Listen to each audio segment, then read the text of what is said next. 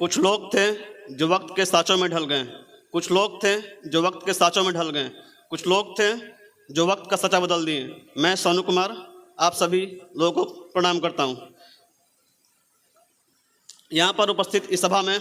हमारे वरिष्ठ अतिथि चेयरमैन साहब को प्रणाम करता हूँ, साथ ही में मेंबर सेक्रेटरी सर को मैं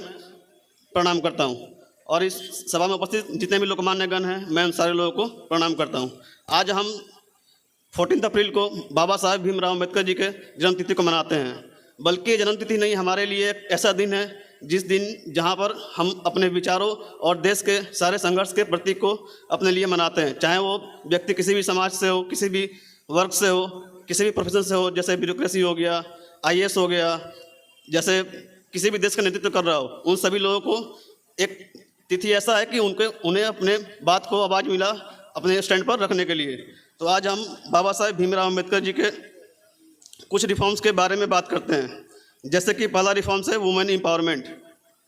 महिला उत्थान के लिए। उन्होंने हिंदू कोड बिल को लाया, हिंदू मैरिज एक्ट को लाया, जहाँ पर महिलाओं के पास अपना अधिकार हो सका कि हम किससे शादी करेंगे, और उन्हें अपने जीवन को संचालन करने में, चाहे वो लैंड डिस्प्यूट हो, चाहे उनके पास अपना भागीदारी हो संपत्ति में, तो उन्हें एक आवाज़ दिया वुमेन एम्पावरमेंट के बिल के थ्रू।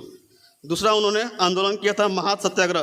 पानी के अधिकार के लिए, demand justice and equally access to the public resource to oppressed class. तीसरा उनका था बहिष्कृत हितकारिणी सभा, जो स्थापना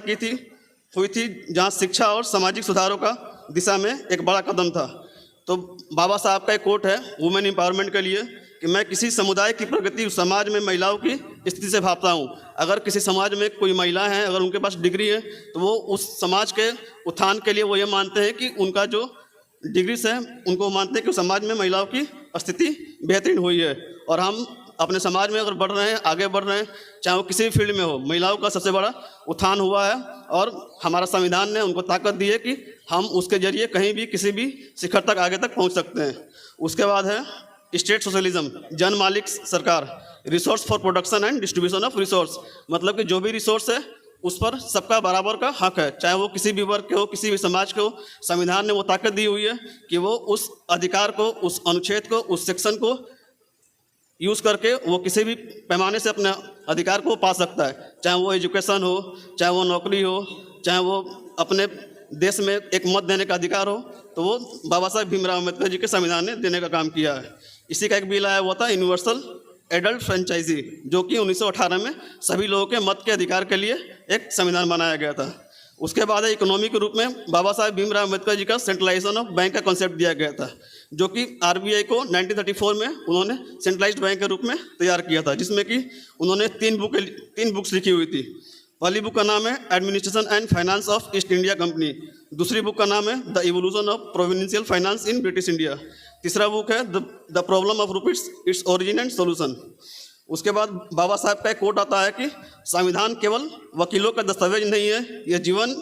यह जीवन का एक वाहन है, और इसकी आत्मा है सामाजिक न्याय। मतलब कि ये जरूरी नहीं है कि समाज में अगर कोई व्यक्ति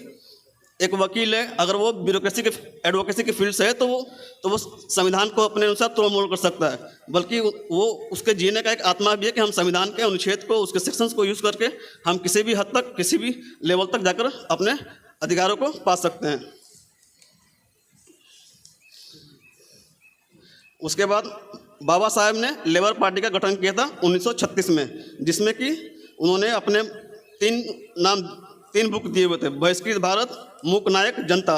इस नाम से साप्ताहिक पत्रकार निकलता था, तो इसलिए हम लोगों ने बाबा साहेब भीमराव अम्बेडकर को अगर मूक नायक भी बोले तो हम कहीं से भी गलत नहीं होंगे। बाबा साहेब ने एक बात और बताई हुई थी कि जैसे व्यक्तित्व उन सबके हैं जिन्हें लोकतंत्र पर भरोसा है, जिन्हें मानवीय करुणा और ताकत पर भरोसा है। मतलब कि इस देश में हर एक इंसान के पास ये ताकत है कि वो एक लोकतांत्रिक इंसान है, लोकतांत्रिक मनुष्य है, और उस लोकतांत्रिक तरीके से अपने संविधान को यूज़ करके देश में कहीं भी अपने को पहुंचा सकता है।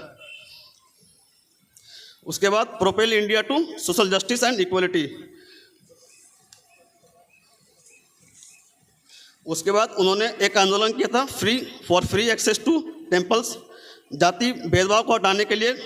काला राम मंदिर प्रवेश आंदोलन। इस आंदोलन के तहत उन्होंने एक तरीका बनाया था कि ताकि समाज में जातिगत भेदभाव हटे, इसलिए उन्होंने एक्सेस महिलाओं के लिए एक्सेस टेम्पल्स में दलित समाज के आए हुए लोगों को एक टेम्पल में एक्सेस देने के लिए उन्होंने इसके लिए बहुत बड़ा संघर्ष रचा हुआ था। इसके लिए उसका